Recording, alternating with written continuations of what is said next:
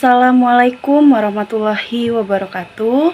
Perkenalkan, nama saya Bulan Sabda Fajriana dengan NPM 2002221500229. Di sini saya akan menjelaskan materi mengenai demokrasi, kepemimpinan, dan penegakan hukum dalam perspektif Islam. Pertama-tama, kita akan membahas tentang demokrasi dalam perspektif Islam. Demokrasi merupakan sistem pemerintahan yang memberikan kedaulatan kepada rakyat dalam menentukan kepemimpinan maupun kebijakan melalui musyawarah atau pemilihan. Dalam Islam ini, istilah demokrasi memang tidak disebutkan secara langsung di dalam Al-Quran, namun Islam memiliki konsep yang sangat hampir sejalan dengan nilai-nilai demokrasi, yaitu musyawarah atau syura. Allah Subhanahu wa Ta'ala berfirman dalam surah Asy-Syura ayat 38 bahwa orang-orang yang beriman menyelesaikan urusan mereka dengan musyawarah. Ayat ini menunjukkan bahwa Islam sangat menghargai pendapat orang lain dalam pengambilan keputusan. Lalu terdapat perbedaan antara demokrasi modern dengan demokrasi dalam Islam.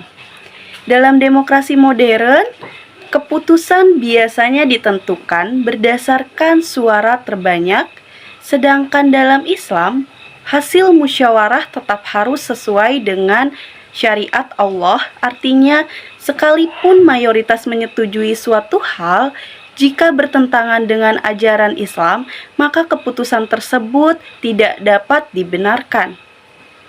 Selanjutnya, kita masuk ke pembahasan mengenai kepemimpinan dalam perspektif Islam. Dalam Islam, pemimpin disebut sebagai khalifah, imam, atau ulil amri.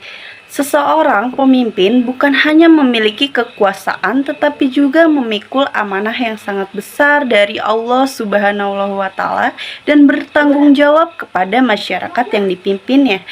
Seseorang pemimpin harus memiliki beberapa sifat utama, yaitu jujur atau sidik, dapat dipercaya atau amanah, menyampaikan kebenaran atau tablik, serta cerdas atau fatonah. Keempat sifat ini dicontohkan langsung oleh Nabi Muhammad SAW sebagai teladan terbaik bagi umat Islam.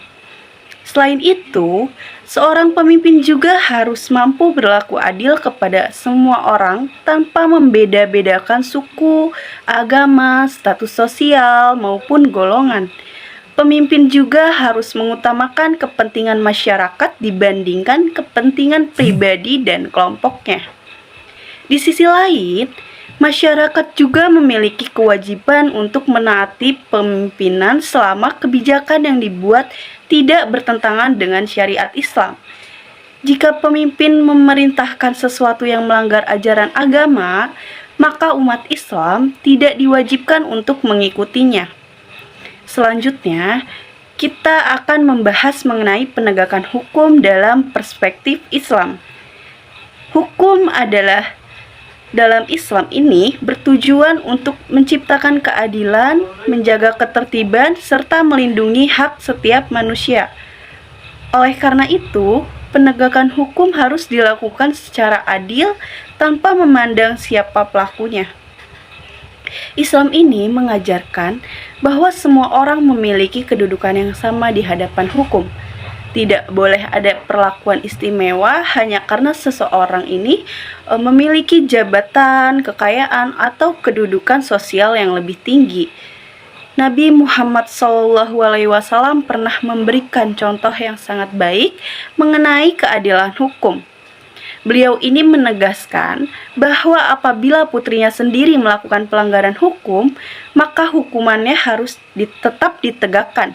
Hal ini menunjukkan bahwa Islam sangat menjunjung tinggi prinsip keadilan. Selain memberikan hukuman kepada pelaku pelanggaran, hukum Islam juga bertujuan untuk memberikan efek jera, memperbaiki perilaku seseorang, serta menjaga kemaslahatan masyarakat secara keseluruhan. Oleh karena itu, Penegakan hukum tidak hanya berorientasi pada hukuman, tetapi juga pada terciptanya kehidupan yang aman, damai, dan tertib. Jika kita menghubungkan ketiga konsep tersebut, yaitu demokrasi, kepemimpinan, dan penegakan hukum, maka semuanya saling berkaitan. Nah, demokrasi dalam Islam ini dilaksanakan melalui musyawarah yang tetap berpedoman pada syariat Islam. Kepemimpinan dijalankan sebagai amanah yang harus dipertanggungjawabkan kepada Allah Subhanahu wa Ta'ala dan masyarakat. Sedangkan penegakan hukum dilakukan secara adil tanpa diskriminasi agar tercipta kesejahteraan bersama. Dari pembahasan ini dapat disimpulkan bahwa pengajaran sistem kehidupan yang menempatkan keadilan, kemusyawarahan, tanggung jawab, dan amanah sebagai nilai utama dalam menjalankan pemerintahan. Dalam menerapkan nilai-nilai tersebut, diharapkan dapat tercipta masyarakat yang adil, harmonis, dan sejahtera sesuai dengan ajaran Islam. Demikian penjelasan yang dapat saya sampaikan. Semoga materi ini dapat menambah pemahaman kita mengenai demokrasi, kepemimpinan, dan penegakan hukum dalam perspektif Islam. Terima kasih atas perhatiannya. Kurang lebihnya mohon maaf. Wassalamualaikum warahmatullahi wabarakatuh.